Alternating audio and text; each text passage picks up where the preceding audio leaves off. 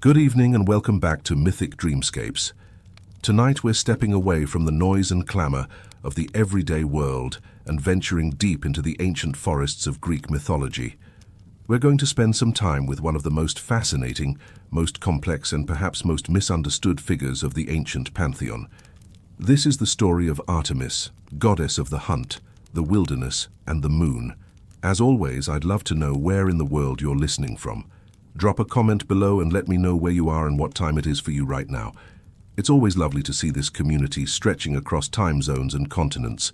So settle in, get comfortable, maybe dim the lights or wrap yourself in something warm and let's begin.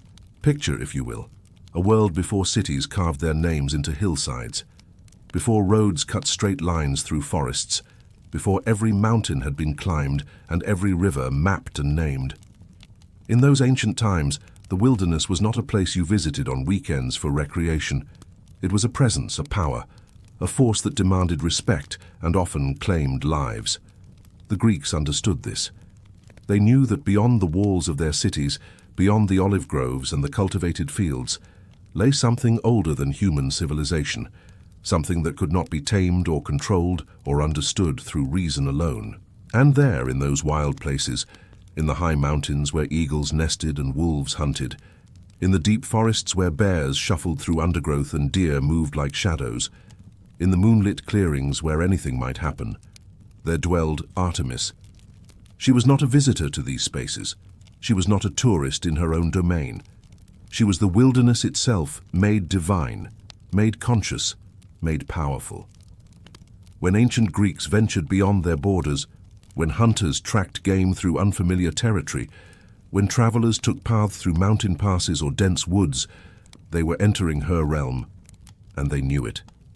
They felt it in the way the air changed, in the sudden silence of birds, in the prickle of awareness that said you were being watched. In the beginning, long before temples rose in her honor, before poets sang her praises, before hunters whispered her name in the darkness of the woods, there was only wilderness. Untamed, untouched, without borders or names, and it was there, in that wild heart of the world, that Artemis belonged. She was not born into civilization, she was not raised in palaces or taught the ways of cities and courts. From her very first breath, she was a creature of the open sky, the mountain peaks, the dense forests where sunlight struggles to reach the forest floor. She was freedom itself, fierce and radiant and utterly unbending. To speak of Artemis is to speak of contradictions. She was a virgin who presided over childbirth, a protector of young girls who could kill with merciless efficiency, a nurturer of animals who was also the greatest hunter in existence. She loved her companions fiercely, yet she walked alone.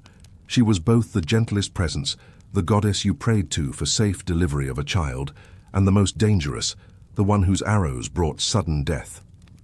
Understanding Artemis means holding all of these truths simultaneously, refusing to simplify her, refusing to make her into something more comfortable or comprehensible than she actually was. The ancient Greeks did not need their gods to be simple. They needed them to be true, to reflect the complexity and contradiction of existence itself. And Artemis, in all her fierce, untamable glory, was perhaps the truest of them all. But to understand Artemis, we must first understand where she came from. And like so many stories in Greek mythology, her beginning was neither simple nor kind. Her story starts not with her own birth, but with her mother's suffering, with a persecution so cruel and so relentless that it shaped everything Artemis would become. Let us turn back the wheel of time to an age when the gods were still solidifying their power, when Zeus sat newly crowned upon his throne on Mount Olympus, and when his wife Hera's jealousy burned hotter than the forge of Hephaestus. Zeus, as was his nature, had wandered in his affections. His eye had fallen upon Leto, a titaness of extraordinary beauty and grace.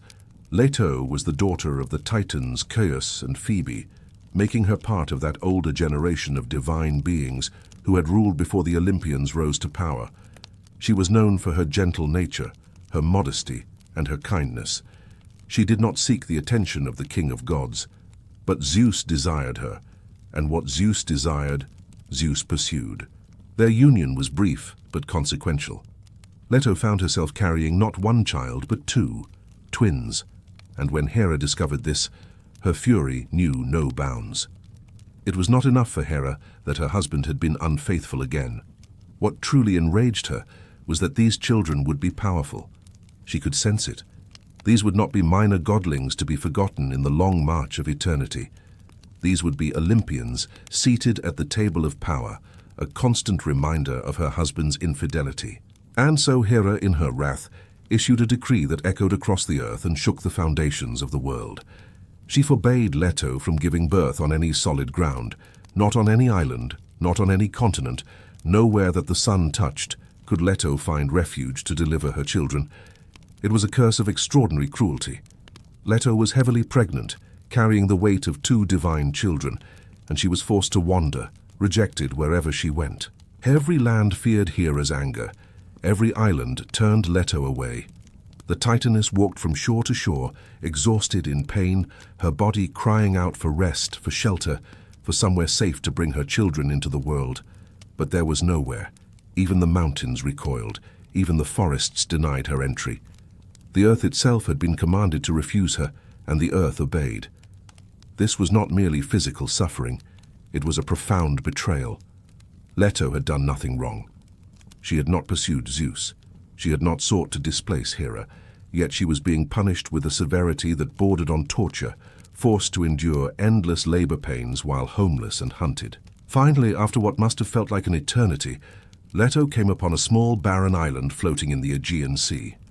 This island was called Delos.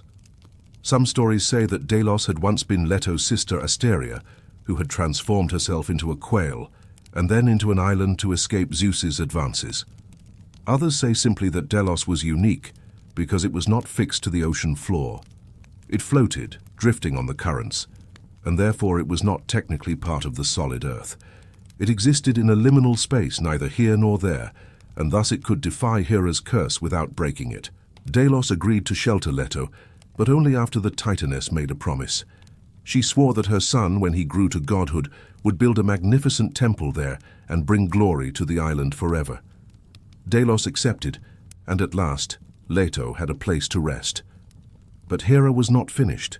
Even as Leto's labor began in earnest, Hera enacted another cruelty. She held back Eileithyia, the goddess of childbirth. Without Eileithyia present, no birth could occur. And so Leto suffered on the barren rocks of Delos, her body racked with contractions, her twins ready to be born but unable to enter the world.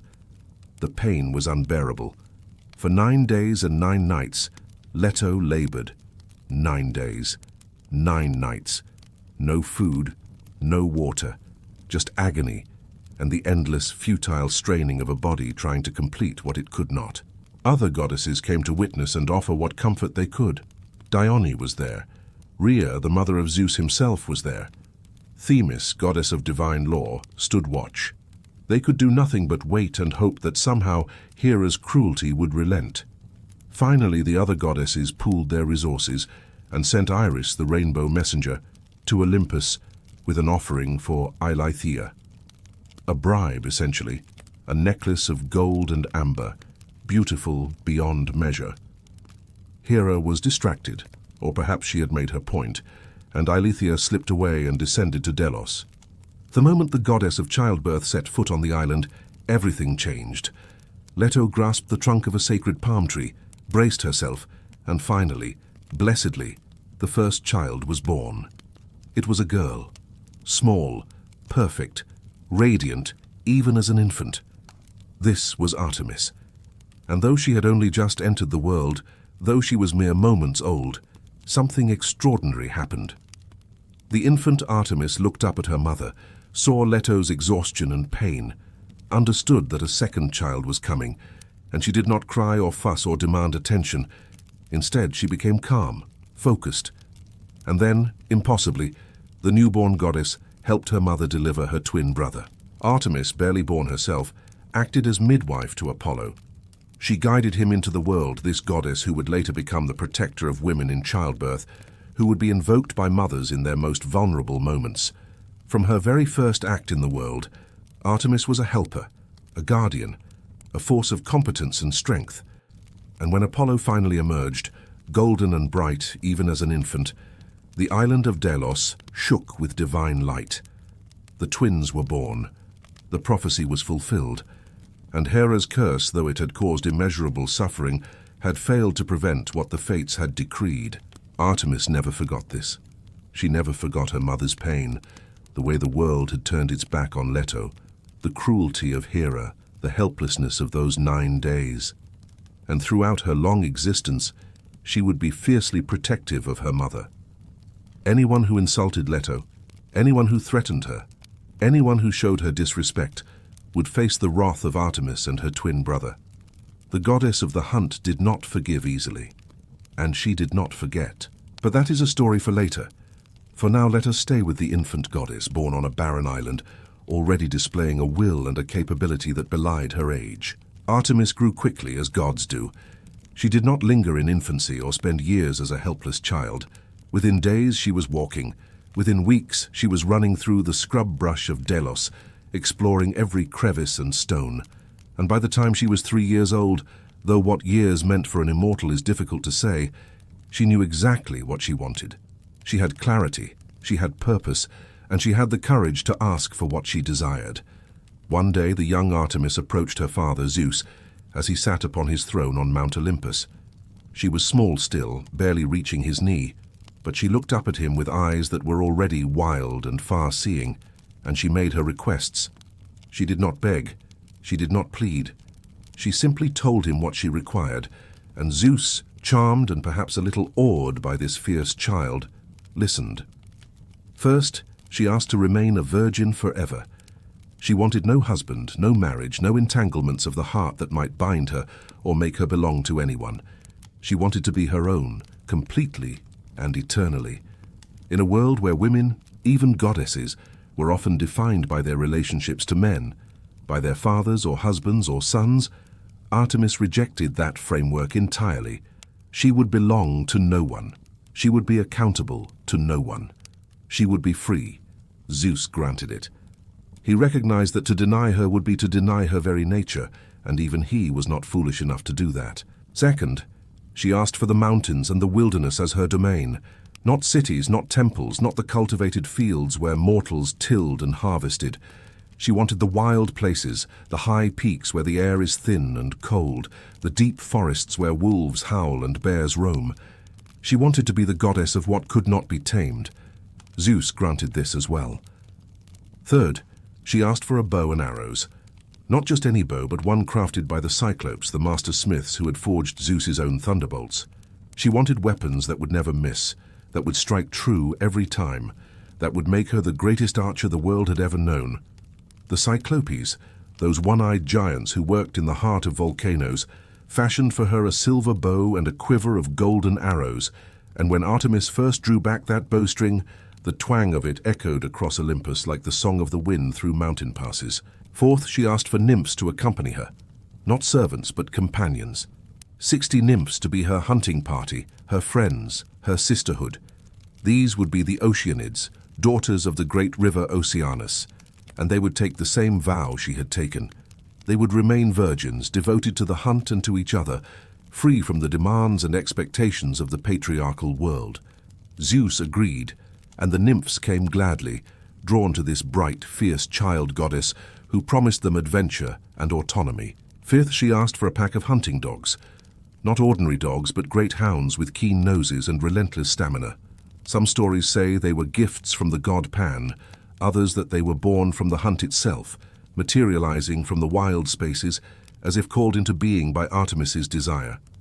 Regardless, they became her constant companions, loyal and swift and deadly. And finally, she asked for all cities that would honor her, though she herself would dwell in none of them. She would be a protector of communities from afar, a guardian in the wilderness, watching over civilization without being part of it. Zeus granted this as well, and many cities would later claim her as their patron, building temples and offering sacrifices, knowing that the goddess of the wild places kept watch over their borders. Zeus, looking down at this small, determined child, granted every request. How could he not? She asked for nothing that would diminish him, nothing that would challenge his power. She asked only to be left alone, to be herself, to have her own space in the cosmos. And so it was done.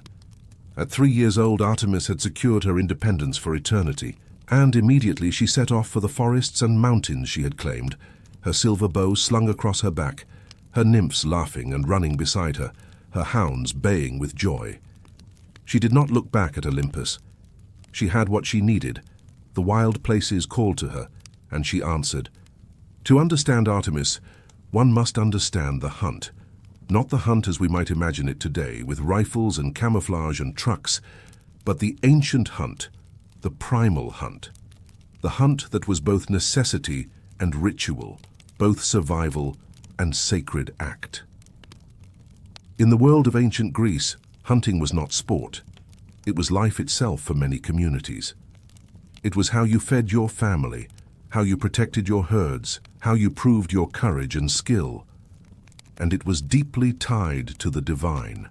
In those ancient times, hunting required intimate knowledge of the land. You needed to know where water ran in every season, where game paths crossed, which plants animals fed upon, when migration patterns shifted with the turning of the year. You needed to understand weather, to read the sky for coming storms, to sense when rain would wash away your scent, or when wind would carry it to alert prey. You needed patience measured in hours of stillness, the ability to become so motionless that birds would land near you, that deer would pass within arm's reach without sensing danger. And you needed respect, bone deep and absolute, for the creatures you hunted, because in the ancient understanding, those creatures gave their lives to sustain yours. And that gift demanded acknowledgement. Artemis was the embodiment of this. She moved through the forests with a grace that seemed impossible, barely making a sound even as she ran at full speed. She knew every animal track, every bird call, every sign of water or danger. She could read the forest like a scholar reads a book, interpreting the bent grass and the disturbed leaves and the faint scent on the wind. The way moss grew on trees told her direction. The depth of hoof prints in mud told her how long ago an animal had passed and how heavily it moved. The alarm calls of jays and crows announced approaching danger long before human eyes could see it. She understood the language of the wild in ways mortals could spend lifetimes learning and never fully master. And when she hunted perfectly. Her arrows never missed. They flew true and fast, finding their mark with a certainty that bordered on the supernatural, because of course it was supernatural. She was a goddess. But more than divine accuracy, her hunting embodied a philosophy, an ethic that the ancient Greeks held sacred. The hunt was not about domination or conquest. It was about participation in the great cycle, about taking life to sustain life, about understanding that death and existence were bound together in ways that could not be separated. When Artemis drew her silver bow, when she released an arrow and watched it fly, she was not just killing. She was participating in nature's oldest dance. The deer that fell to her arrow would feed her and her companions. Its hide would provide clothing or shelter. Its sinews would become bowstrings. Its bones would be carved into tools. Nothing would be wasted. Nothing would be disrespected. The animal gave its life, and that gift would be honored through complete use of what was given. This is crucial to understanding the paradox at Artemis's heart. She was the goddess of the hunt, yes, but she was also the protector of wild animals. She was called Potnia Theron, the mistress of animals. Every creature in the forest was under her care. The deer that scattered at the approach of hunters, the bears that lumbered through the undergrowth, the foxes and rabbits and birds, the wolves that hunted under moonlight, all of them belonged to her. She was their guardian, their advocate, their voice in the councils of gods and the prayers of humans. So how could she be both huntress and protector? How could she kill and care in the same breath? This is the paradox at the heart of Artemis, and it is what makes her so fascinating. She understood what the ancient Greeks understood, what indigenous peoples around the world have always understood, that life and death are not opposites but partners in an eternal dance. To hunt is to participate in the cycle of nature. To kill cleanly and with respect is to honor the animal that gives its life. To take only what is needed and waste nothing, to give thanks for the sacrifice, to understand yourself as both predator and part of the ecosystem. This is not cruelty. This is balance. This is wisdom. Artemis did not hunt for sport. She did not mount heads on walls or boast of her kills. She did not compete for the biggest trophy or the most impressive target. She hunted because it was natural, because it was part of the great turning wheel of existence, because hunger was real and survival was not guaranteed, and taking responsibility for feeding yourself and your companions was an act of maturity and strength. And she expected the same respect from mortals. Those who hunted in her forests were expected to follow her rules, though she rarely needed to state them explicitly. They were the rules that any true hunter knew in their bones. Hunt only what you need. Take no more than can be used. Do not hunt pregnant mothers or young still dependent on their parents. Do not hunt for glory or ego or to prove your superiority over nature. Do not cause unnecessary suffering. Make your kills swift and clean. Show reverence for the creatures you take, thank them for their sacrifice. Recognize that in taking a life, you incur a debt, and that debt is paid through respect, through mindful use, through ensuring that the death serves a purpose beyond your own entertainment. Those who followed these rules might find that their hunts were blessed. Animals seemed to present themselves at the perfect moment. Arrows flew straight even in difficult conditions.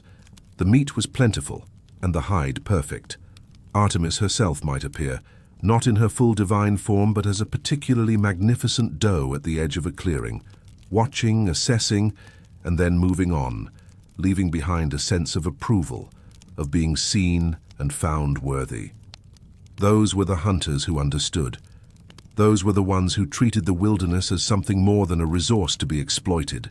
But those who violated these rules, who hunted with greed or cruelty or disrespect, who killed for the pleasure of killing or to display their prowess, or who took more than they needed and let the excess rot, they would find their luck changing. Arrows would fly wide. Game would vanish from areas that had been plentiful. Equipment would break at crucial moments. And sometimes Artemis would curse them directly, and those curses were not subtle. A hunter who showed disrespect might find himself lost in familiar woods, turned around by some divine mischief until he forgot which way led home. He might encounter a magnificent stag that led him on a chase that ended nowhere, wasting his time and energy. Or he might find that when he loosed his arrow, it curved in midair and struck something he had not intended, a companion perhaps, or his own hunting dog, teaching him in the cruelest way possible about the consequences of carelessness and arrogance. She was most often depicted with a deer by her side. The deer was her sacred animal, graceful and gentle, with large eyes that seemed almost human in their expressiveness. In mythology, deer represented both the hunted and the wild, creatures that moved between the forest and the edge of civilization, beautiful and vulnerable, and impossibly swift when alarmed. In some stories, she rode in a chariot pulled by golden-horned deer, the Serenician hind, creatures of such beauty that to see them was to understand why the Greeks believed in the divine. These deer were not merely animals, but symbols, representations of the untouchable wild, of beauty that existed for its own sake rather than for human use. The deer represented her gentler aspects, her connection to the beauty and vulnerability of nature. When mortals saw deer, they were meant to remember Artemis, to remember that some things were meant to be observed and admired rather than possessed or killed. The deer were reminders that the wilderness had its own logic, its own beauty, its own right to exist independent of human need.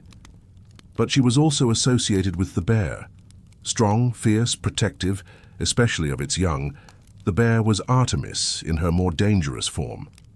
Bears were mothers who would die defending their cubs. They were powerful enough to kill humans without particular effort. They were intelligent, curious, capable of standing upright like people, occupying that liminal space between animal and something more. They commanded respect through fear as well as admiration. In the city of Athens, young girls would perform a ritual called the Actaeon, the bear dance, a coming-of-age ceremony that acknowledged the wild spirit within even civilized young women. These girls, between the ages of 5 and 10, before they reached puberty and were considered ready for marriage, would be taken to Artemis's sanctuary at Broron. There they would dress in saffron robes, the color of untamed things, and they would move in imitation of bears, growling and shambling, becoming animals for a sacred space of time. This was a way of honoring Artemis, of acknowledging the wildness within them, the untamed spirit that existed before society shaped them into wives and mothers. For a brief moment, these girls belonged to Artemis, and she claimed them as her own. They were allowed to be loud, aggressive, physical, wild. They were encouraged to run and roar and take up space without apology.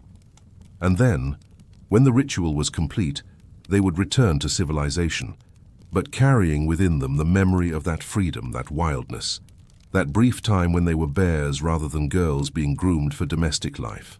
The ritual was said to appease Artemis for an ancient offense, the killing of one of her sacred bears, but it was more than atonement. It was recognition. Recognition that girls, before they were shaped into women by society's expectations, had within them something untamable, and that this wildness, though it might be buried or suppressed or channeled into acceptable forms, could never be entirely destroyed. Every woman who had danced as a bear carried that memory, and perhaps it gave her strength in the years that followed, when choices were limited and freedom was rare. Her forests were places of both wonder and danger. To wander into the wilderness sacred to Artemis was to step outside the bounds of civilization, to enter a space where the normal rules did not apply.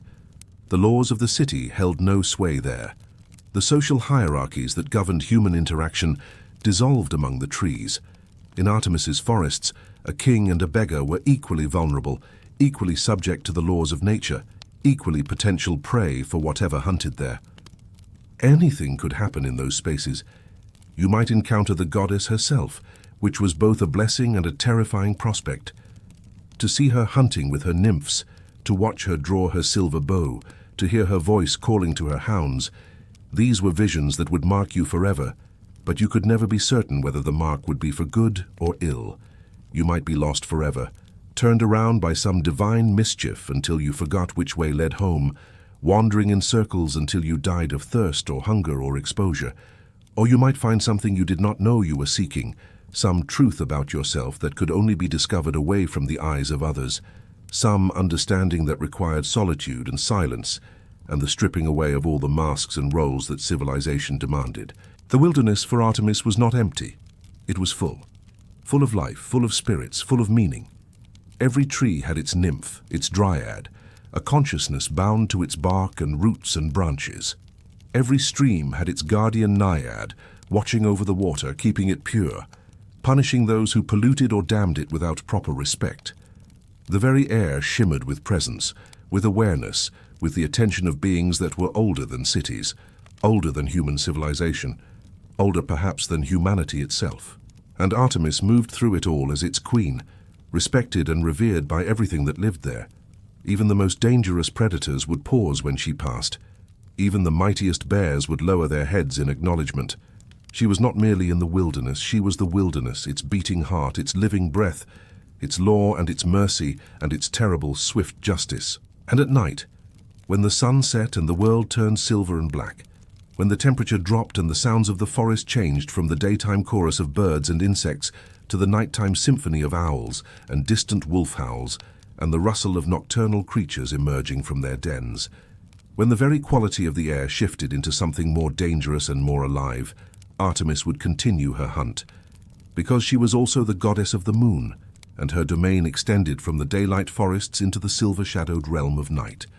The connection between Artemis and the moon came later in Greek mythology. Originally, the moon was its own deity, a goddess named Selene, who rode across the night sky in her chariot, her pale face gazing down on the sleeping world, drawn by white horses or winged steeds, depending on which storyteller you asked. Selene was beautiful and remote, more distant than the other gods, content to rule her domain of silver light and shadow without much interference in mortal affairs. But over time, as myths blended and evolved, as different regions of Greece shared their stories and their worship practices, Artemis absorbed this role. She became not just the huntress of the forests, but the huntress of the night sky, the silver goddess who illuminated the darkness. The boundary between Artemis and Selene blurred until many could no longer tell where one ended and the other began. Some said they were the same goddess with different aspects. Others maintained they were sisters or close companions.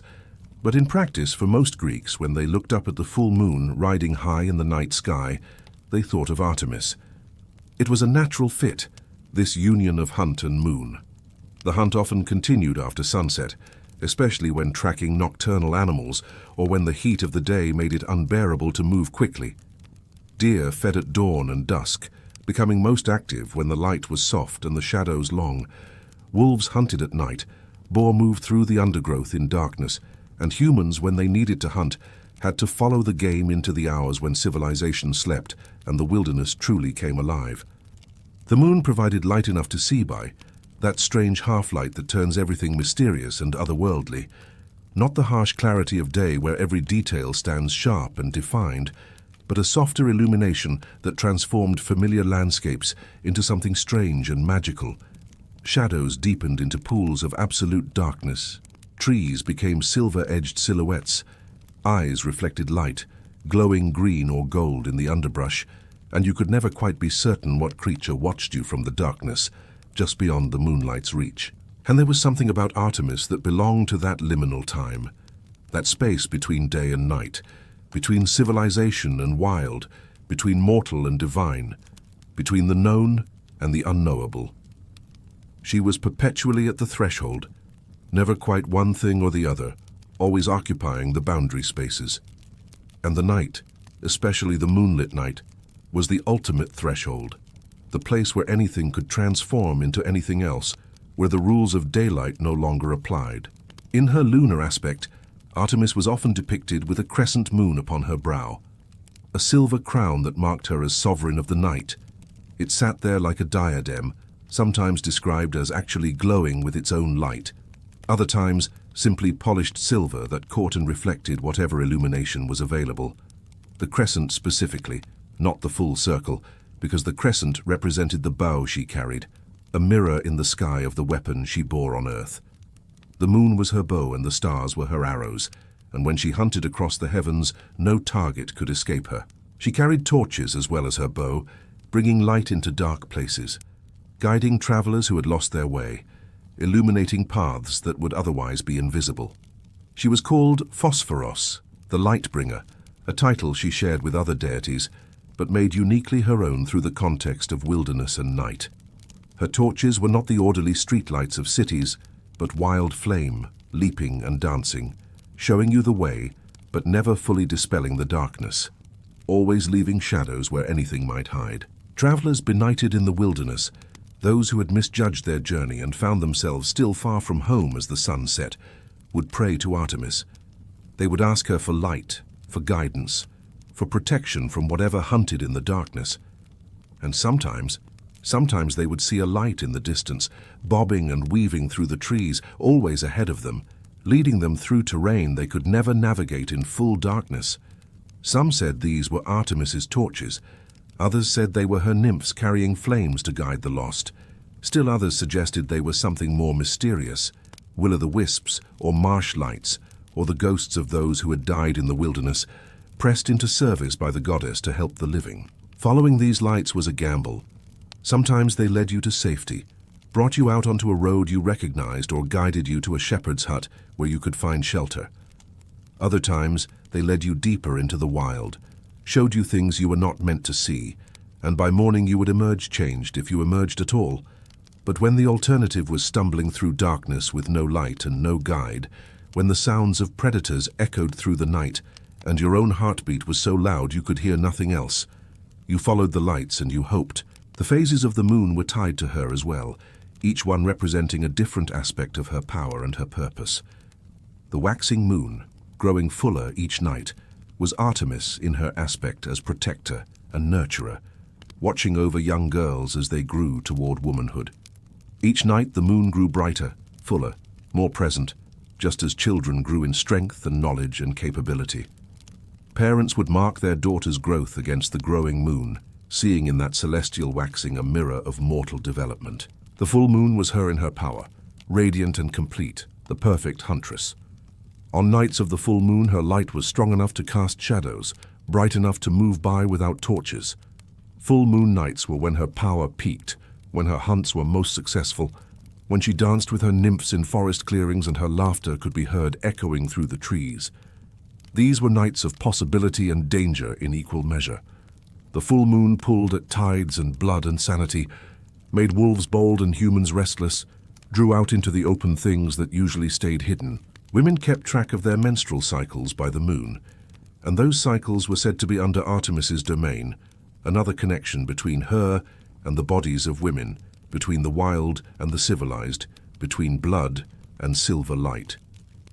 The moon's pull on water, on the tides that rose and fell with mathematical precision, was seen as evidence of divine power, of Artemis's hand in the very structure of the world. And the waning moon diminishing back to darkness, growing smaller each night until it vanished entirely into the new moon's absence. This was her as the bringer of endings. Not cruel endings, but necessary ones. The waning moon represented completion, the natural conclusion of cycles, the harvest after the growth, the rest after the work. And sometimes it represented death, the final ending, when life had run its course and it was time to let go. This is important to understand. Artemis, like her brother Apollo, was associated with sudden death, but not cruel death, not torture or prolonged suffering, not the slow decay of disease or the agonizing pain of festering wounds. Her arrows were quick and painless. Those who died by her hand, whether animals in the hunt or mortals who had earned her wrath, or those who simply needed to be released from suffering, they did not suffer. One moment they were alive, the next they were gone, taken by an arrow so swift they never knew it was coming. This was considered a kindness, a grace, a blessing, even in death. To die by the arrow of Artemis was to die well, without fear or pain or the indignity of slow dissolution. The Greeks, who valued a good death as much as a good life, who understood that how you left the world mattered as much as how you lived in it, they saw Artemis's swift arrows as a mercy. Better to be struck down in an instant, your heart stopping before your mind even registered the wound, than to waste away slowly, conscious and suffering, a burden to your family, and a mockery of who you had been. Women who died in childbirth were said to have been struck by Artemis's arrows. Not as punishment, though the myths are sometimes unclear on this point, but as release. Childbirth in the ancient world was incredibly dangerous. Many women did not survive it. The pain could last for days. Complications were common and often fatal. Infection, hemorrhage, obstructed labor, any number of things could go wrong, and medical knowledge was limited at best. Women went into labor knowing they might not survive it, making their peace with that possibility, saying goodbye to other children and to husbands just in case.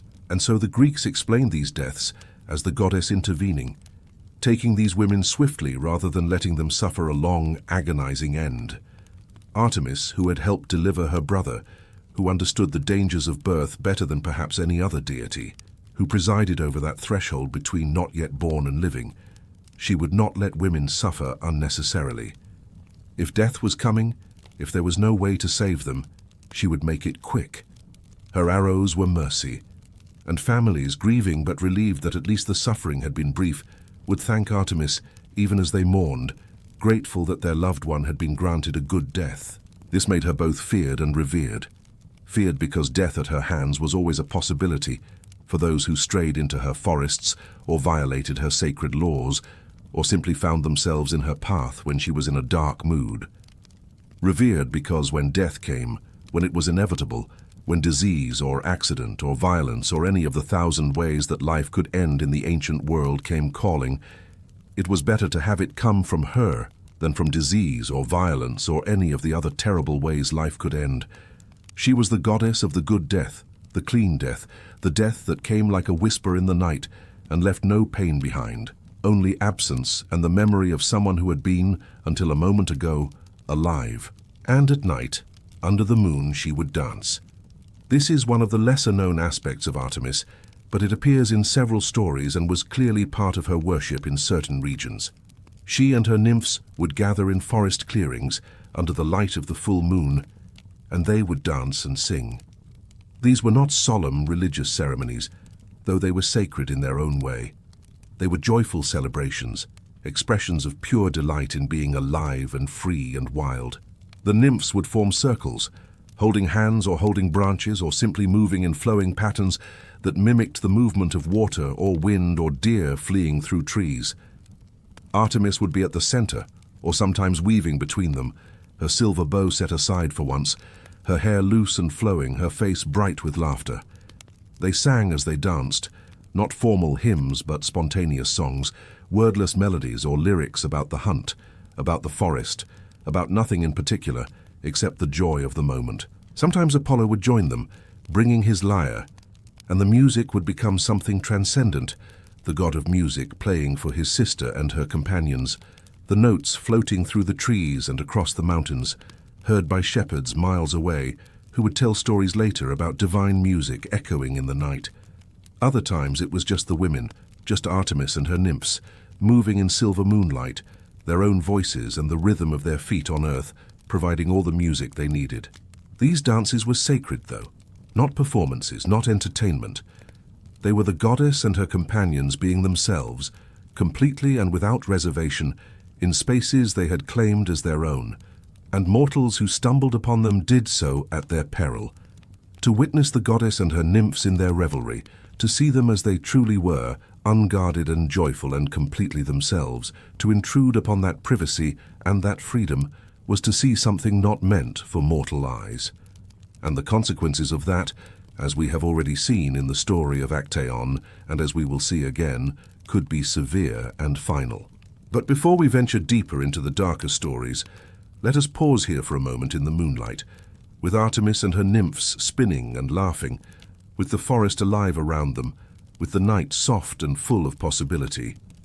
Let us remember that before she was a figure of vengeance, before she was associated with punishment and wrath, before she became the goddess who killed without mercy and accepted no violations of her boundaries, she was simply a goddess who loved the wild places and who refused to be anything other than free. A goddess who danced under the moon because dancing was joyful, because the night was beautiful, because she could. That joy, that freedom, that absolute refusal to be anything other than herself, that is the heart of Artemis. Everything else, all the punishment and the wrath and the swift arrows, flows from that central truth. She will be what she is, and she will not be changed, controlled, or diminished by anyone. Now we must turn to one of the most famous and most disturbing stories associated with Artemis, the tale of Actaeon. It is a story that has been told and retold for thousands of years, painted and sculpted and dramatized in every medium imaginable. And it is a story that reveals something essential about the goddess, something that modern sensibilities struggle with. Artemis could be merciful, she could be protective and kind, but she could also be utterly, terrifyingly ruthless when her boundaries were violated. Actaeon was a young man from Thebes, a prince, the son of Aristeus and Autonoe. He was a hunter and by all accounts an excellent one. He had been trained by Chiron, the wise centaur who also trained heroes like Achilles. Actaeon knew the ways of the forest. He knew how to track, how to shoot, how to read the land. He was skilled and confident, perhaps too confident. He had spent a morning hunting in the mountains with his companions and his pack of hounds, and the hunt had been successful. They had brought down several animals and the day was growing hot. Actaeon's companions decided to rest, to find shade and water, and wait out the hottest part of the afternoon. But Actaeon, restless, or perhaps simply curious, decided to explore a bit further. He wandered away from the group, following the sound of water. There was a stream nearby, and he could hear it burbling over rocks, cool and inviting. He pushed through the undergrowth, branches catching at his clothes, and emerged into a hidden grotto, a perfect little sanctuary carved by time and water. The stream pooled there, clear and deep, surrounded by moss-covered rocks and overhanging trees that created a canopy of green shade. It was beautiful. It was peaceful. And it was occupied. There in the center of the pool, bathing in the cool water, was Artemis. She was naked, her silver bow and quiver set aside on the bank, her long hair loose and wet, clinging to her shoulders. Around her, also bathing, were her nymphs, 60 of them, laughing and splashing and completely unaware that they were being watched. This was their private moment, their respite after their own hunting, their chance to be unguarded. Actaeon froze. He should have backed away immediately, silently, before anyone noticed him. He should have fled, but he did not. He stood there, transfixed, staring. Some versions of the story say he was overcome by her beauty, unable to look away. Others say he was simply shocked, too stunned to move. Still others suggest a darker interpretation, that he chose to stay, that he deliberately continued watching, even though he knew he should not. Whatever the reason, he stayed too long. One of the nymphs looked up and saw him. She cried out in alarm, the others turned, and Artemis, her dark eyes falling on this mortal man who had invaded her sanctuary, who had seen her naked and vulnerable, who had violated the most fundamental of her boundaries, Artemis felt a cold rage rise within her. She had no weapons at hand. Her bow was too far away, but she did not need weapons. She was a goddess. She scooped up a handful of water from the pool and flung it at Actaeon. The droplets hit his face, his chest, his hands, and where they touched, he began to change. Antlers sprouted from his forehead, thick and branching, the antlers of a magnificent stag. His nose and mouth elongated into a muzzle. His hands became hooves. Fur spread across his body. Within seconds, Actaeon was no longer human. He was a deer, and then the true horror began. Actaeon tried to cry out, to explain, to beg for mercy, but the only sound that emerged from his throat was the distressed bleat of a frightened animal. He turned and ran, his new form clumsy and unfamiliar, crashing through the forest in a panic. And from behind him came a sound that turned his blood cold, the baying of hounds, his own hounds. The dogs he had raised from puppies, trained, hunted with, the companions who knew him better than anyone, they had heard the sound of a deer fleeing and their instincts took over. They gave chase. They pursued their master through the forest, and he ran, his mind still human, still Actaeon, understanding with perfect clarity what was happening and unable to stop it. He could not call them off. He could not make them understand. He was just prey now, and they were hunters doing what they had been trained to do. The chase did not last long. The hounds were fast and relentless, bred for this very purpose. They caught him in a clearing, brought him down, their teeth tearing into him. Actaeon died there, ripped apart by the creatures he had loved, his human mind trapped in an animal body, aware until the very end. When his companions finally found him, following the sounds of the hounds, all that remained was a bloodied carcass and confused dogs who whined and searched for their missing master. The myth of Actaeon has troubled people for millennia. It seems cruel, disproportionate. He was guilty of seeing her naked, yes, but was it his fault? He stumbled upon her by accident. He did not plan it, did not seek it out. Should the punishment really be so severe, so final, so brutal? Different versions of the story have tried to justify it in different ways. Some say he boasted afterward that he had seen the goddess naked, that his arrogance and his violation of her privacy were the real crimes. Others say he declared himself a better hunter than Artemis, which was hubris of the highest order. Still others suggest he tried to force himself on one of her nymphs, or even on Artemis herself, which would certainly warrant such punishment. But the oldest versions, the ones that feel most true to the character of Artemis, do not include these additions. In those versions, Actaeon's crime is simply that he saw what he should not have seen, and the punishment, harsh as it seems to us, made sense within the framework of ancient Greek thought. Artemis had one absolute boundary, her virginity, her bodily autonomy, her right to exist without the male gaze, and Actaeon crossed it. Intentionally or not, he violated her. And in a world where women, even goddess women, had few protections, where their bodies were considered public in ways that men's were not, Artemis's fierce defense of her privacy was revolutionary. She would not be seen. She would not be violated, even visually. And anyone who tried would pay the ultimate price. The story of Actaeon is, at its core, a story about boundaries, about consent, about the consequences of violating someone's space and safety, even accidentally. And Artemis, who had demanded autonomy from the moment she could speak, was not interested in forgiving or understanding or making allowances. She was absolute in this. She had to be. Because if she showed mercy to Actaeon, if she let him walk away, then others would think they could violate her as well. The message had to be clear. Do not trespass, do not watch, do not intrude, or you will not survive it. And the myth spread. Hunters knew it. Men knew it. Everyone knew that to stumble upon Artemis bathing was to court death. And perhaps that was the point. Perhaps the story, brutal as it is, served a purpose beyond entertainment or moral instruction. Perhaps it was a way of claiming space, of drawing a line in the sand and saying this far and no farther. But there is another layer to the Actaeon story that is worth considering. In transforming him into a deer, Artemis forced him to become what he had hunted. She made him prey. She took away his humanity, his power, his ability to speak or reason or defend himself, and she left him with nothing but terror and pain. It was a complete reversal, a total loss of agency. And in doing so, she made him understand, if only for a few terrible minutes, what it was like to be the hunted rather than the hunter. It was in a way the ultimate lesson, but it was a lesson that came far too late and at a cost too high to bear. If the story of Actaeon reveals Artemis at her most unforgiving, the story of Orion shows us something different, something more complicated and more heartbreaking. This is the story of a goddess who, for perhaps the only time in her eternal existence, allowed herself to care for someone outside her circle of nymphs and family, and it is the story of how that care was destroyed. Orion was a giant, in some versions the son of Poseidon, in others the son of the earth itself, born from an odd ritual involving a buried ox hide and divine urine, which tells you something about the strangeness of ancient myths. Regardless of his origins, Orion was extraordinary.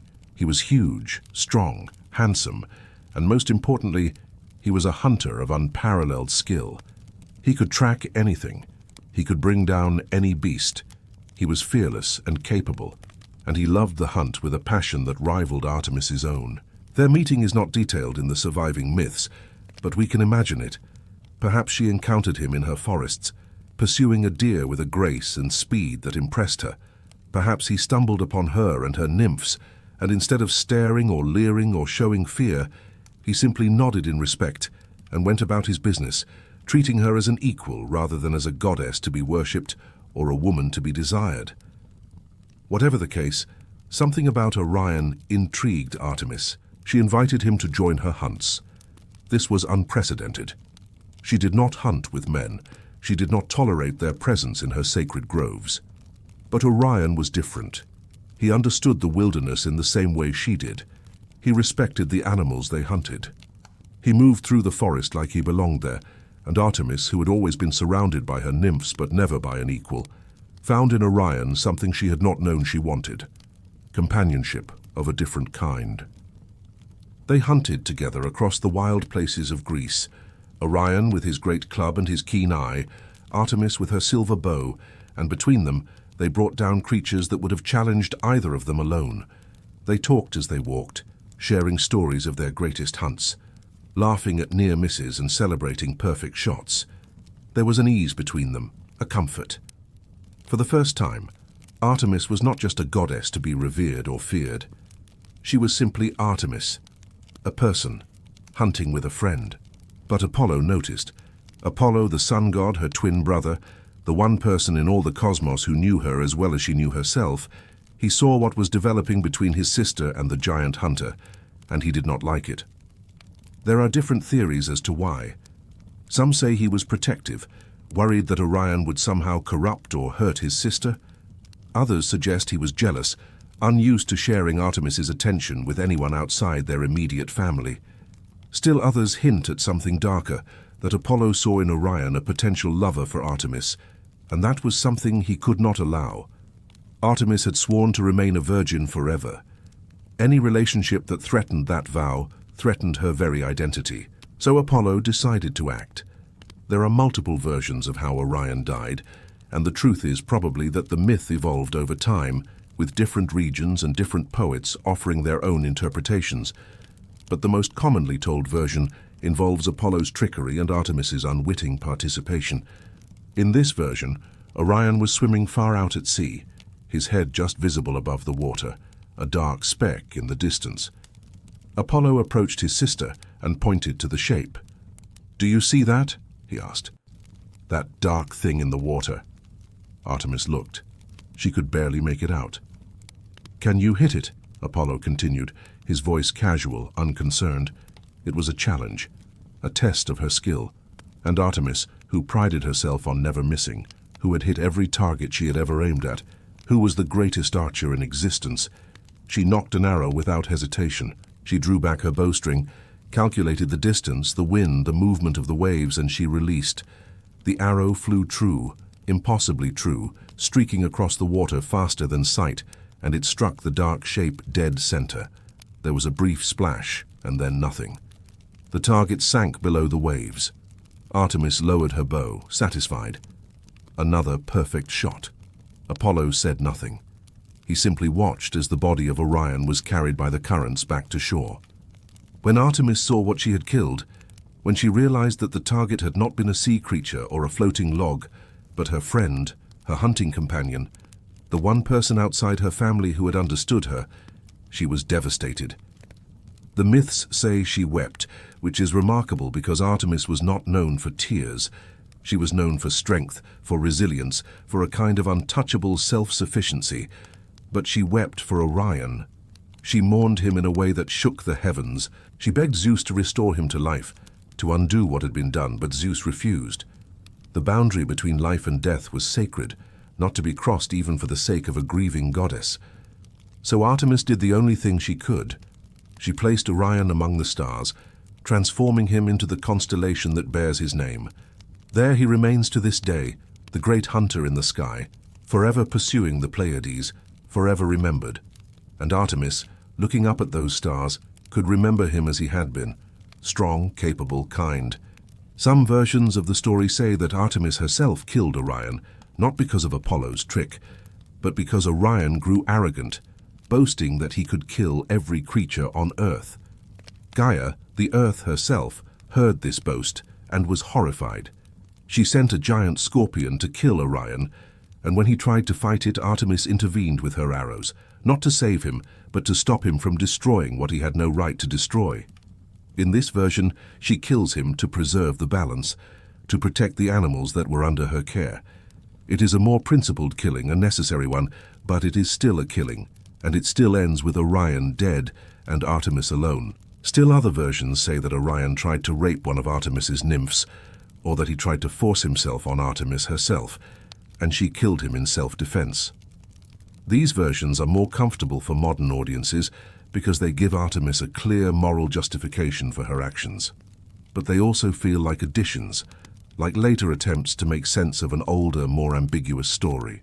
The truth, if there is such a thing in myth, is probably that Orion died because the Greeks understood that Artemis could not be in a romantic relationship. Her vow of virginity was not just a personal choice, it was a cosmic law. She was the goddess of untouched places, of wildness, of autonomy. If she had a lover, if she married, if she became defined by a relationship to a man, she would cease to be Artemis. And so Orion had to die. Not because he was bad, or because he deserved it, but because his existence as her companion threatened the very foundation of who she was. And Artemis, who had perhaps allowed herself to forget that, who had perhaps let herself imagine just for a moment a different kind of life, was reminded in the cruelest way possible that she was not allowed that softness, that vulnerability, that connection. She was the goddess of the hunt, and the hunt ultimately is a solitary endeavor. If the story of Orion is tragic, the story of Callisto is something worse. It is a story of betrayal, of violated trust, of a punishment that does not fit the crime because there was no crime to begin with. It is one of the myths that has troubled scholars and readers for centuries. Not because it is confusing, but because it is so deeply, uncomfortably unjust. Callisto was one of Artemis's nymphs, part of the sacred sisterhood that hunted with the goddess through the mountains and forests of Arcadia. She was beautiful, devoted, and pure.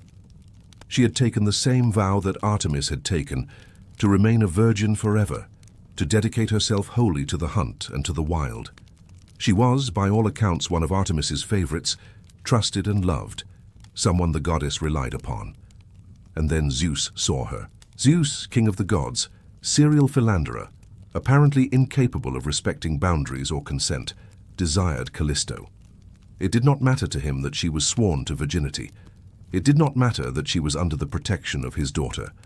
What mattered to Zeus was what Zeus wanted, and he wanted Callisto. But he knew that if he approached her as himself, she would refuse him. She was devoted to Artemis. She would not break her vow. So Zeus did what he always did when faced with resistance. He cheated. He transformed himself, not into an animal this time as he had done with so many others, but into Artemis herself. He took on her appearance, her voice, her mannerisms, and he approached Callisto in the forest, alone, separated from the rest of the hunting party. Callisto, seeing her goddess, her friend, the person she trusted most in the world, had no reason to be suspicious. She greeted Zeus's Artemis warmly, and before she understood what was happening, before she could resist or flee, Zeus overpowered her. By the time he revealed himself, by the time she realized she had been tricked, it was too late. Callisto was violated, raped.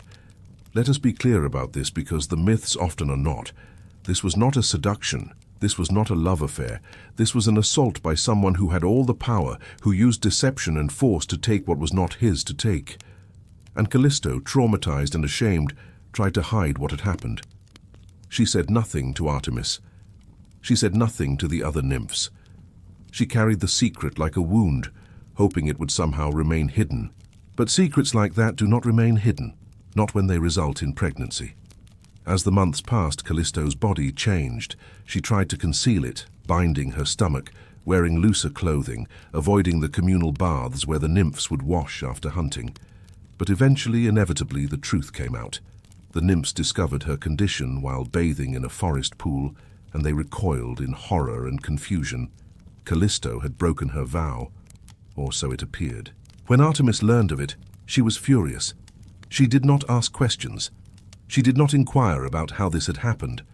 She simply saw a companion who had violated the most sacred oath, who had betrayed the sisterhood, who had done the one thing that was absolutely forbidden.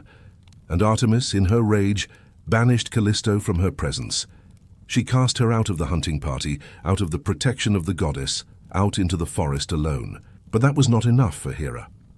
Hera, Zeus's wife, who had watched her husband violate yet another woman, who had endured yet another reminder of his infidelity, she demanded a harsher punishment. And because Hera could not punish Zeus, could not hold him accountable for his actions, she did what she always did. She punished the woman. She transformed Callisto into a bear, a massive, shaggy, lumbering beast.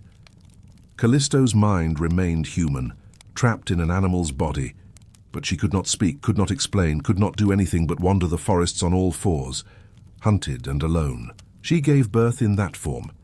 Her son Arcas was born human, but Callisto was still a bear, unable to care for him, unable to even touch him, without the risk of being seen as a threat. Zeus, feeling a flicker of something that might have been guilt, sent Hermes to take the infant away and give him to the nymph Maia to raise. And Callisto wandered the mountains, a bear in body, a woman in mind, for 15 years. 15 years. Think about that. 15 years of being hunted by those who had once been her companions, of hiding from hunters, of living as an animal while remembering what it was to be human. 15 years of isolation and fear and an anguish so profound it is almost impossible to imagine. And then one day she encountered her son. Arcas had grown into a young man, a skilled hunter, and he was tracking a bear through the forest, unaware that the bear was his mother. Callisto saw him and knew him instantly. She recognized her child, now grown, and her human heart, trapped in that ursine chest, broke with love and grief. She moved toward him, not to attack, but to reach him, to somehow make him understand. Arcas saw a massive bear charging at him and raised his spear. He was about to strike, to kill, when Zeus finally intervened. Whether it was pity or a belated sense of responsibility, or simply an unwillingness to allow a son to kill his mother, even unknowingly, Zeus stopped time. He placed both Callisto and Arcas in the sky, transforming them into constellations. Callisto became Ursa Major, the Great Bear, and Arcas became Ursa Minor, the Little Bear, or in some versions, Arcturus, the Bear Watcher, forever near his mother but never quite able to reach her. But even this was not the end of the punishment. Hera, still vengeful, still bitter, went to Oceanus and Tethys, the ancient deities of the world-encircling river, and she asked them to never let the bears bathe in their waters.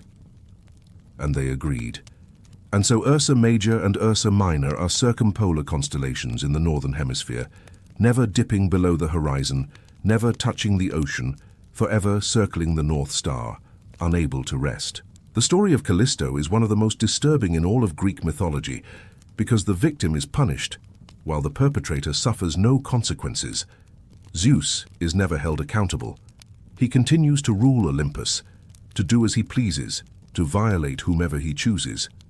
Hera punishes the women rather than her husband, and Artemis, who should have protected Callisto, who should have asked what happened, who should have seen the signs of trauma and violation, she instead cast her out without mercy. In her rigid adherence to her rules, in her refusal to see nuance or context, Artemis became complicit in Callisto's suffering. This is the dark side of Artemis's nature. Her boundaries, so necessary and so justified in other contexts, here became a weapon against someone who had already been harmed. Her inability or unwillingness to see beyond the surface, to ask questions, to offer compassion, it failed Callisto utterly. And while the myths do not dwell on this, do not offer any indication that Artemis ever regretted her actions or realized what had really happened, we are left to wonder. Did she ever look up at the stars, at the bare constellation and understand? Did she ever feel guilt? The myths do not say. But the story remains a testament to the complicated, often troubling nature of the ancient gods, who were powerful and immortal, but not always wise, not always just, not always good. Now let us turn to a story where Artemis's wrath, at least in the context of ancient Greek morality, was justified. This is the story of Niobe, and it is one of the most famous and most frequently depicted tales in all of classical art and literature. It is a story about pride, about the dangers of comparing oneself to the gods, and about the terrible, swift punishment that could follow such hubris. Niobe was the queen of Thebes, married to Amphion, the king. She was wealthy, powerful, and blessed in all things. Her palace was magnificent. Her city was prosperous. And most importantly, she had children. 14 of them, according to most versions. 7 sons and 7 daughters, each one beautiful, talented, healthy, and strong. Niobe looked at her children and felt a pride so immense it bordered on madness. She loved them, yes, but more than that, she saw them as proof of her own superiority, her own worth, and she made the mistake of saying so out loud. It was during a festival honoring Leto, the mother of Apollo and Artemis. The people of Thebes had gathered at Leto's temple, wearing laurel wreaths, burning incense, offering prayers. They honored Leto because she had borne 2 of the greatest gods on Olympus, because she had endured Hera's persecution and survived, because she was the mother of light and hunt, of sun and moon. And Niobe, watching this, felt a surge of resentment. She pushed her way through the crowd and stood at the temple steps, and she addressed the people of Thebes. "Why do you honor Leto?" she demanded. "What has she done that is so remarkable? She bore 2 children. 2. I have borne 14. My children are more beautiful, more accomplished, more everything than hers could ever be. You should be honoring me, not some wandering titaness who barely managed to find a place to give birth. Build temples to me, offer sacrifices to me. I am the true mother, the true goddess, worthy of your prayers." The crowd fell silent. Some were shocked, some were horrified. Others were simply afraid because they knew, even if Niobe did not, that this was the kind of speech that brought down divine wrath. You did not compare yourself favorably to the gods. You did not boast about being better than them in any way. This was hubris of the highest order, and hubris never went unpunished. Leto heard Niobe's words and she was wounded. Not just insulted, but genuinely hurt. She had suffered so much to bring her children into the world. She had been hunted across the earth, rejected everywhere, forced to give birth on a barren rock after 9 days of agonizing labor. Her children were her greatest joy, her vindication, proof that all that suffering had meaning. And now this mortal woman, this queen who had never known hardship, was mocking her, diminishing her, claiming superiority. Leto went to her children. She found Apollo and Artemis together, perhaps practicing their archery, perhaps hunting, and she told them what had happened. She did not need to ask them to avenge her. They were already reaching for their bows. An insult to their mother was an insult to them. And more than that, an insult to motherhood itself, to the sacred bond between parent and child, could not be tolerated. Apollo and Artemis descended on Thebes. They moved unseen, cloaked in divine power, and they found Niobe's children. The 7 sons were together, perhaps practicing athletics in the gymnasium, perhaps riding horses in the fields outside the city. Apollo drew his golden bow, and one by one he shot them. His arrows were swift and silent. The boys did not even see them coming. One moment they were laughing and competing, and the next they were falling, struck through the heart, dead before they hit the ground. The news reached Niobe almost immediately. Messengers ran to the palace, breathless and terrified, crying that her sons had been killed by invisible arrows. Niobe ran to see, disbelieving, hoping it was some mistake, some terrible dream. But it was not.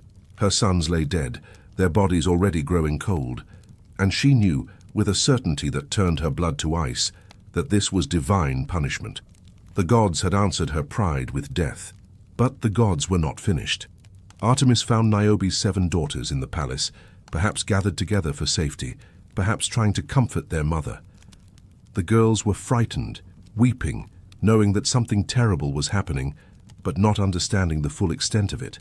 Artemis appeared before them, her silver bow drawn, and she shot them. Just as Apollo had shot their brothers, Artemis killed the daughters. Some versions say she spared one, the youngest, a girl named Chloris who had spent the entire time praying to Leto and begging forgiveness on behalf of her family. But most versions agree that all 14 children died that day, cut down by the twin archers in a massacre that took only minutes. Niobe was left with nothing. Her husband Amphion, overcome with grief, either killed himself with a sword or was struck down by Apollo for attempting to storm the god's temple in revenge. Niobe herself did not die. Perhaps death would have been a mercy. Instead, she wandered away from Thebes in a daze, unable to speak, unable to eat, unable to do anything but grieve. She made her way back to her homeland, to Mount Sipylus in Lydia, and there, according to the myth, she was transformed into stone.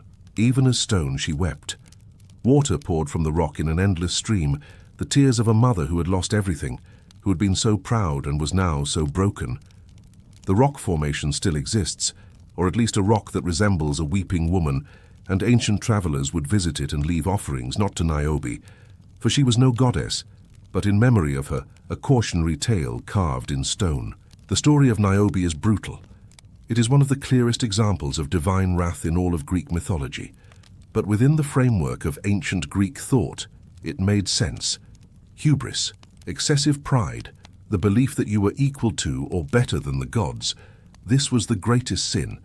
It upset the cosmic order. It challenged the very structure of reality, and it had to be punished swiftly and completely so that no one else would dare to follow that example.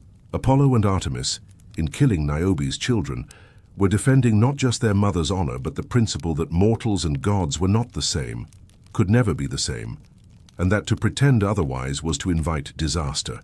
The children were innocent, yes, and their deaths were tragic, but in the logic of myth they were collateral damage in a larger lesson. Niobe had claimed that her children made her superior to a goddess. The gods proved that this was not true by taking those children away. It was cruel, it was efficient, and it was, in the worldview of ancient Greece, necessary. For Artemis, this act of vengeance was one of many. She and her brother were known as the gods who brought sudden death. Their arrows were swift and painless, yes, but they were always ready, always aimed at those who transgressed. And the lesson of Niobe echoed down through the ages. Do not compare yourself to the gods. Do not boast. Do not claim superiority in anything. Know your place. And if you forget, if you let pride cloud your judgment, then you will lose everything, and you will lose it quickly. With all these stories of wrath and punishment, of transformations and deaths, it would be easy to see Artemis as nothing more than a vengeful deity, quick to anger and merciless in her judgments. But that would be a profound misunderstanding of her character, because Artemis, fierce as she was also one of the most protective goddesses in the entire pantheon. She was a killer, yes, but she was also a guardian. From the very beginning, from the moment she helped deliver her twin brother on the shores of Delos, Artemis was associated with childbirth. Women in labor would pray to her, asking for an easy delivery, for the strength to endure, for the safety of their child. Midwives invoked her name. Mothers dedicated offerings to her after successful births, hanging their childbirth girdles in her temples as tokens of gratitude. She was Artemis Lokia, the helper of women in childbirth, and her role was essential. This might seem contradictory. How could a virgin goddess, one who swore never to marry or have children, be the patron of childbirth? But the Greeks did not see it as a contradiction. They saw it as perfectly fitting. Artemis understood childbirth not from experience, but from observation, from helping her mother, from witnessing the pain and the risk and the profound transformation that occurred when a child entered the world. And because she was not herself a mother, because she had no personal stake in the outcome beyond the welfare of the woman and child, she could be objective, she could be competent, she could assist without becoming emotionally overwhelmed. More than that, she was protective of women in a way that other gods were not. The ancient world was not kind to women. They had few rights, little autonomy, and were often seen as property to be transferred from father to husband. But in Artemis's domain, in her forests and her temples, women could find a different kind of space.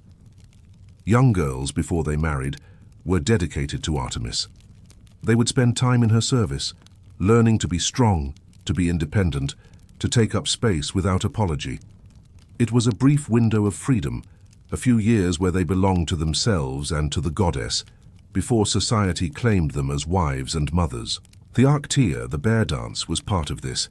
Girls between the ages of 5 and 10 would come to Artemis's sanctuary at Orion and perform rituals dressed in saffron robes, imitating the movements of bears. It was said that this was atonement for an ancient crime, the killing of one of Artemis's sacred bears, but it was also a rite of passage, a way of honoring the wildness within, the untamed spirit that existed before socialization. For these young girls, Artemis represented a different possibility. She showed them that they did not have to be defined by their relationships to men. They could be strong, they could be free, even if only for a little while. Artemis was also the protector of children, both boys and girls, until they reached adolescence.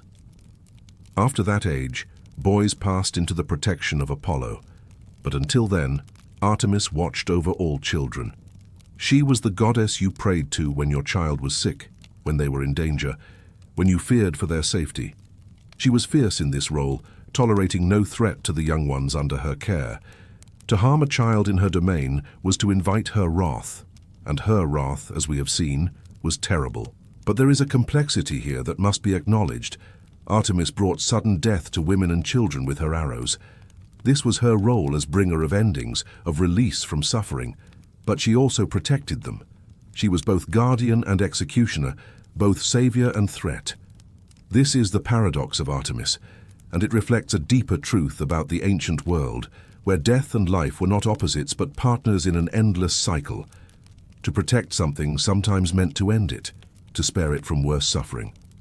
To bring death could be an act of mercy, and Artemis, who stood at the boundary between wild and civilized, between mortal and divine, between life and death, she embodied this duality completely.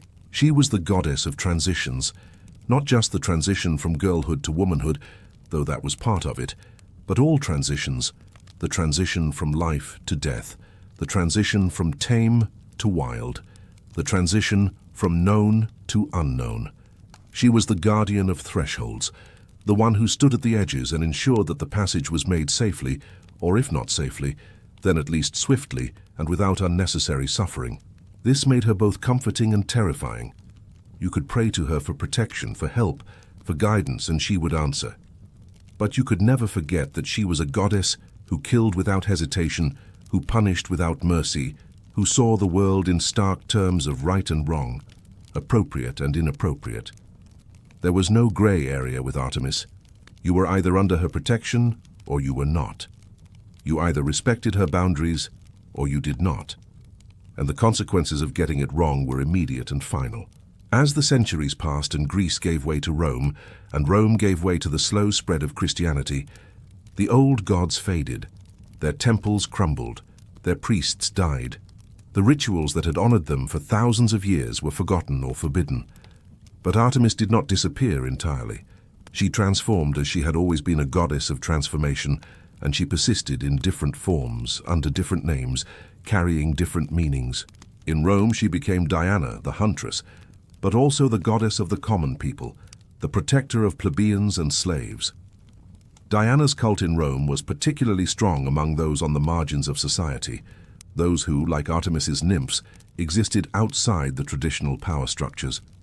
Diana's temple on the Aventine Hill was a place of sanctuary, where runaway slaves could claim asylum, where women could find protection. The Roman Diana kept much of what made Artemis powerful: her independence, her connection to the wild, her fierce protection of the vulnerable. But even as Christianity became the dominant religion and the worship of the old gods was suppressed, Artemis persisted in folklore and story. She became the huntress in fairy tales, the wild woman in the woods who helped lost travelers or punished those who disrespected nature. She was no longer worshipped, but she was remembered, and memory has a power all its own. In the Renaissance, when artists and scholars rediscovered classical learning, Artemis returned. She was painted and sculpted, her myths retold, her image resurrected in marble and canvas. She became a symbol of female power and autonomy at a time when such things were rare and revolutionary. Women writers and thinkers looked to Artemis as an example, a figure who had claimed her independence and defended it absolutely, who had refused to be diminished or controlled. In the modern era, Artemis has taken on new meanings. She is invoked by environmentalists as a symbol of wilderness conservation, the protection of endangered species, the fight to preserve what little remains of the wild places. She is claimed by feminists as a goddess who embodies resistance to patriarchal control, who shows that women do not need men to be complete or powerful. She appears in literature, in movies, in video games, always as the huntress, always as the fierce, independent woman who answers to no one. And most recently, most strikingly, she has been chosen as the namesake for NASA's Artemis program, the mission to return humans to the moon and eventually to send humans to Mars. The choice of name is deliberate and meaningful. Just as her brother Apollo gave his name to the missions that first landed humans on the moon in the 1960s and 1970s, now Artemis, goddess of the moon herself, guides the next generation of lunar exploration. The symbolism is powerful. Artemis, who was always associated with the moon, who brought light to darkness, who ventured into unknown territories and claimed them as her own, now represents humanity's next great adventure into space. The Temple of Artemis at Ephesus, one of the 7 wonders of the ancient world, no longer stands. It was destroyed and rebuilt multiple times, the final version burned by invading Goths in the 3rd century CE. Only a single column remains now, a lone marker of what was once one of the most magnificent structures ever built. But the absence of the temple does not mean the absence of Artemis. She exists now not in stone and sacrifice, but in story and symbol, in the forests that still remain, in the night sky, in every woman who claims her autonomy and defends it fiercely. So what are we to make of Artemis? How do we reconcile the protector and the punisher, the virgin and the midwife, the goddess of wild freedom and the deliverer of swift death? Perhaps we are not meant to reconcile them. Perhaps the contradictions are the point. Artemis is complex because life is complex. She is both and rather than either or. She kills and she protects. She is independent and she is deeply connected to her family and her nymphs. She is untouchable and yet she touches everything in the wild places. She represents something essential and something that is always at risk of being lost. The wilderness itself. Not wilderness as a vacation destination or a recreational space, but wilderness as a force, as an alternative to civilization, as a reminder that there are spaces and ways of being that do not conform to human rules and human expectations. Artemis is the voice that says, you cannot own everything, you cannot control everything, you cannot tame everything. Some things must remain wild, some places must remain sacred, some boundaries must never be crossed. And in a world that increasingly feels small, mapped, dominated, where there are fewer and fewer places that humans have not touched, the figure of Artemis becomes more important, not less. She reminds us that we need the wild places, both literally and metaphorically. We need forests and mountains and expanses of wilderness where nature proceeds according to its own laws. And we need wildness within ourselves, that untamed part that refuses to be completely socialized, that resists complete conformity. that insists on some core of autonomy and independence. For women in particular, Artemis offers a powerful archetype. In a world that still, in many places, expects women to be defined by their relationships, to be wives and mothers first and individuals second, Artemis stands as a fierce alternative. She shows that it is possible to be powerful without being sexual, to be complete without being partnered, to find fulfillment in community with other women rather than in service to men. Her vow of virginity is not about purity in the way Christianity later defined it. It is about self-ownership. It is about saying, my body belongs to me, my life belongs to me, and I will not surrender that for anyone.